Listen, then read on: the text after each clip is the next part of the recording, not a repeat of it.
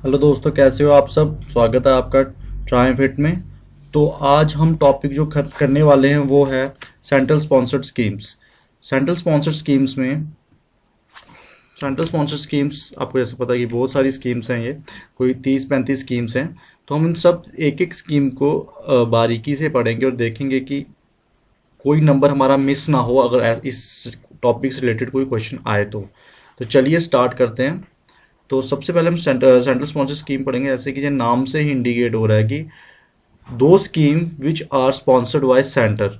ठीक है, देखिए सेंटर होता है और उसकी स्टेट्स होती हैं हमारी काफ़ी सारी।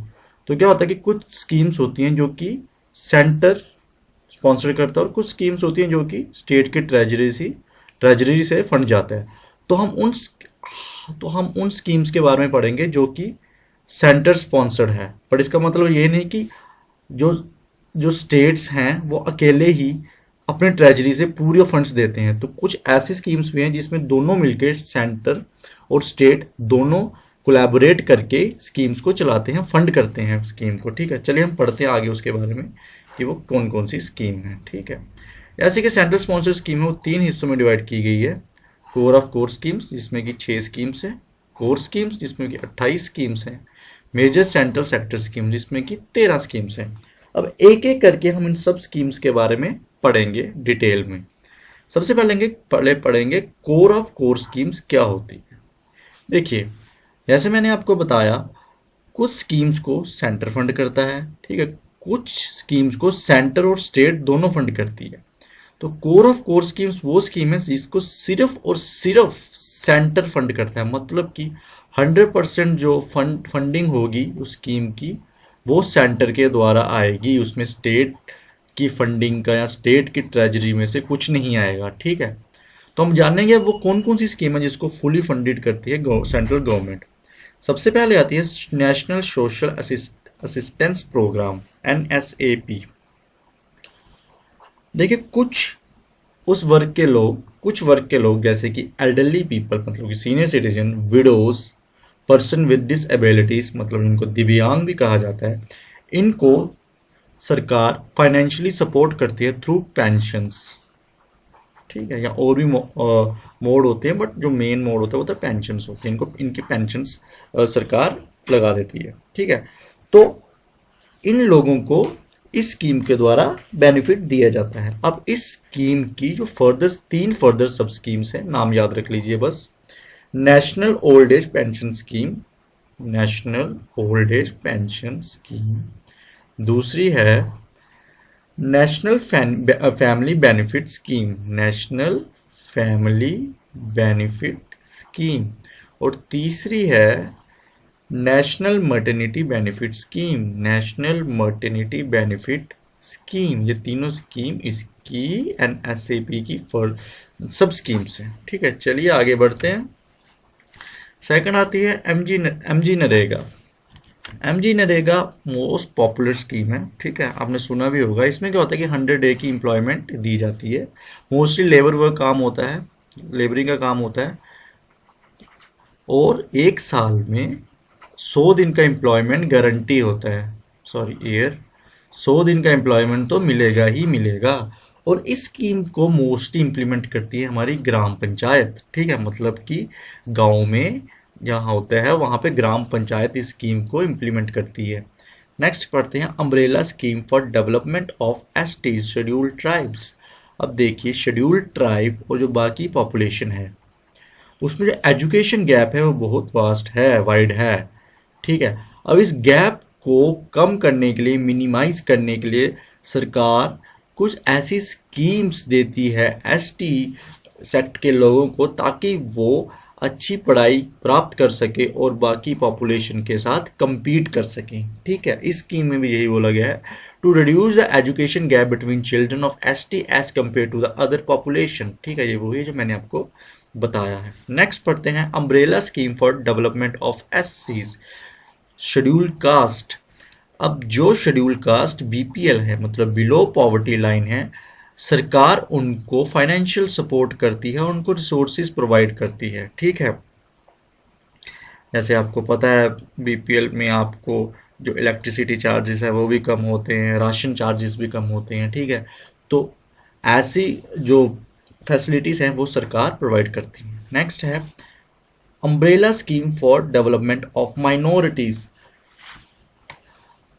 अब इसमें भी सेम वही है, to reduce the education gap, ठीक है। बट अब इसमें क्या है कि इसमें फर्दर सब स्कीम्स भी हैं। सॉरी, इसमें फर्दर सब स्कीम्स नहीं है, वो पिछले वाले में, सॉरी मैं कंफ्यूज हो गया। इसमें कोई फर्दर सब स्कीम्स नहीं है, ये वही है to reduce the education gap, ठीक है। माइनॉरिटीज़ और पॉपुलेशन, बाकी पॉपुलेशन का जो बीच में जो एजुकेशन गैप है उसको रिमूव करने के लिए सरकार काफ़ी क्या देती है, रिसोर्सेज प्रोवाइड करती है, ठीक है। चलिए आगे बढ़ते हैं। Umbrella scheme for backward classes, अब ये भी एज फोर, मतलब कि रिसोर्सेज प्रोवाइड करती है जो कि बीपीएल हो, बैकवर्ड क्लासेस में, ठीक है। फाइनेंशियल सपोर्ट देती है सरकार, ठीक। चलिए आगे बढ़ते हैं। आगे आगे core schemes, core of core schemes खत्म हो गई, 6 ही थी, कोर स्कीम्स आती हैं, ये 28 हैं। चलिए करते हैं, डरना नहीं है, बस पढ़ते रहना है। और मैं आपको एक बात की श्योरिटी दे रहा हूँ कि ये जो मटेरियल, ये जो स्टडी मटेरियल मैं आपको प्रोवाइड कर रहा हूँ, जो वेरियस वेबसाइट से छान छान के लाया गया है, तो अगर आप ये भी पढ़ लेंगे तो ये मोर देन सफिशिएंट है। मैं आपको गारंटी देता हूँ, अगर इस टॉपिक से अगर आपने ये पूरी मेरा ये 3 वीडियोस में मैं इसको पूरा कवर कर दूंगा, सेंट्रल स्पॉन्सर्ड स्कीम्स को। और मैं आपको गारंटी देता हूँ कि अगर वो 3 वीडियोस आपने अच्छी तरह से थॉरली देखी होंगी, ठीक है, तो आप कोई भी क्वेश्चन गलत नहीं करोगे, कोई भी क्वेश्चन नहीं छोड़ोगे जो उस टॉपिक में से आएगा। तो चलिए आगे बढ़ते हैं। तो ध्यान से देखिए, थॉरली आप रिवाइज करना है। इसके बाद अगर आप नोट्स बनाना चाहते हैं नोट्स बना दो, नहीं तो ये पीडीएफ भी मैं आपको प्रोवाइड कर दूंगा, वो कोई दिक्कत की बात नहीं है। चलिए कोर स्कीम्स के बारे में पढ़ते हैं। कोर स्कीम्स वो स्कीम है जिसको सेंटर और स्टेट दोनों मिलके फाइनेंस करते हैं, फंड करते हैं, ठीक है। अब इसमें रेशियो क्या होती है, सेंटर कितना देगा और स्टेट कितना देगा, तो इसके रेशियो होती है 60:40, ठीक है। 60 कौन देता है, 60 देती है हमारी सेंट्रल गवर्नमेंट और 40 देती है हमारी स्टेट गवर्नमेंट, ठीक है। लेकिन लेकिन लेकिन एक्सेप्शंस है। एक्सेप्शन ये है कि 8th नॉर्थ ईस्टर्न स्टेट और 3 हिमालयन स्टेट्स में इसकी रेशियो चेंज हो जाती है 90:10, मतलब 90 कौन देगा, सेंटर, और 10 देगी स्टेट, ठीक है। सिर्फ ये नॉर्थ ईस्टर्न स्टेट और 3 हिमालय स्टेट में ये 90:10 रहती है, और बाकी स्टेट्स में ये 60:40 हो जाती है, ठीक है। चलिए आगे बढ़ते हैं। सबसे पहले इस कोर स्कीम्स के अंडर आती है ग्रीन रेवोल्यूशन। देखिए 1960 या 1970 में आया था ग्रीन रेवोल्यूशन। इसमें क्या हुआ था कि जो हमारी एग्रीकल्चर प्रोडक्टिविटी थी वो बूस्ट कर गई थी, ठीक है। और कैसे बूस्ट की थी, because of use of HYV seeds, high yielding varieties of seeds. और इस ग्रीन रेवोल्यूशन के फादर थे MS Swaminathan. Next, white revolution. White revolution किससे रिलेटेड है, मिल्क से रिलेटेड है। इसमें भी सेम हुआ था, बूस्ट आ गया था मिल्क प्रोडक्शन में, और इसके फादर थे डॉक्टर विरगेश कुरेन। तो ये जो फादर मैं बोल रहा हूँ इनको ना रट लेना, इसमें से ये बहुत मोस्ट इंपॉर्टेंट नाम है, क्वेश्चन आने के चांसेस बन जाते हैं, ठीक है। नेक्स्ट, ब्लू रेवोल्यूशन, फिशरी से रिलेटेड है। ये क्वेश्चन मैंने देखा था कहीं पे, शायद CGL में था, कि ये ब्लू रेवोल्यूशन किस सेक्टर से रिलेट करती है, फिशरीज या वाटर या जो भी था, ठीक है। तो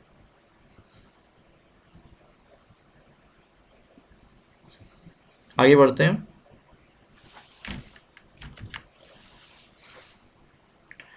नेक्स्ट है प्रधानमंत्री कृषि सिंचाई योजना।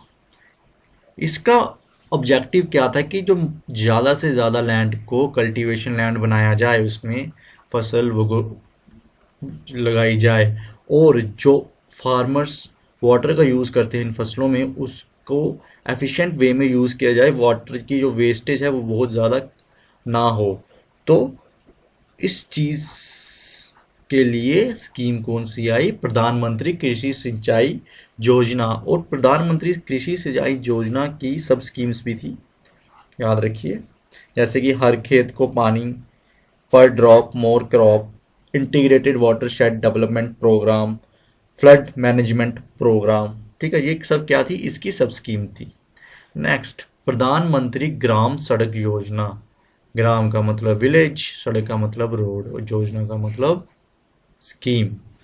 तो जितने हमारे गांव हैं उनको अर्बन सिटीज से लिंक करने के लिए ये स्कीम आई। इसमें हमारे रोड्स बनेंगे, हाईवेज बनेंगे, जो हर एक गांव को इंटरकनेक्ट करेगा, मतलब पूरे भारत को,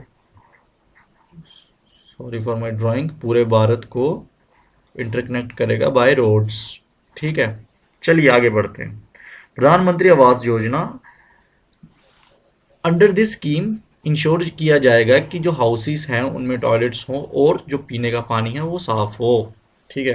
next, national rural drinking water mission, नाम से आपको पता चल रहा है, क्लीन ड्रिंकिंग वाटर, पानी जो हो वो साफ हो, पीने लायक हो। भारत स्वच्छ Bharat mission, most important scheme, और मोस्ट लोगों को पता भी होगा। इसका मतलब साफ सफाई रखें अपने डिस्ट्रिक्ट्स में। ठीक है। नेशनल हेल्थ मिशन, अब इसमें क्या हो, नेशनल हेल्थ मिशन में क्या होगा कि जो हेल्थ क्वालिटी है वो अफोर्डेबल होनी चाहिए, हॉस्पिटल का बिल ज़्यादा नहीं आना चाहिए, जो मेडिसिन है वो सस्ती मिलेंगी। ठीक है, मतलब ओवरऑल जो आपका मेडिकल जो खर्चा है आपका, वो आपकी पॉकेट से बाहर नहीं जाएगा। तो नेशनल हेल्थ मिशन ये था। तो थैंक यू फॉर वॉचिंग। मुझे आशा है कि आपको अच्छा लगा होगा लेक्चर, थोड़ी इन्फॉर्मेशन मिली होगी आपको। और अगर आप ये थॉरली पढ़ते हो जैसे मैंने आपको बताया, तो डेफिनेटली आप इसमें से अगर कोई भी क्वेश्चन आएगा इस टॉपिक से आप नहीं छोड़ोगे। अगर आपको ये पीडीएफ चाहिए तो प्लीज़ टेलीग्राम पे जाइए और वहाँ पे टाइप कीजिए ट्रायम्फ ट्रायम्फ इट टाइप कीजिए और वहाँ चैनल में आपको पीडीएफ मिल जाएगी। और इस चैनल का, टेलीग्राम चैनल का लिंक मैं अपने डिस्क्रिप्शन में भी दे दूंगा। ठीक है, और बने रहिए। ये CSS जो मतलब कि सेंट्रल स्पॉन्सर स्कीम्स है, हार्डली 3 वीडियोस में मैं कवर कर दूंगा। 15-15 मिनट की वीडियोस होंगी, मतलब 45 मिनट्स में आपका एक टॉपिक कवर हो जाएगा, और कहीं और जाने की ज़रूरत नहीं है, यहीं से सब कुछ होगा। क्योंकि मैंने काफ़ी ऑफिशियल वेबसाइट से प्लस अदर वेबसाइट से डाटा कलेक्ट किया, तो आप निश्चिंत रहिए, ये बिल्कुल सही रहेगा आपके लिए। Thank you for watching, have a good day.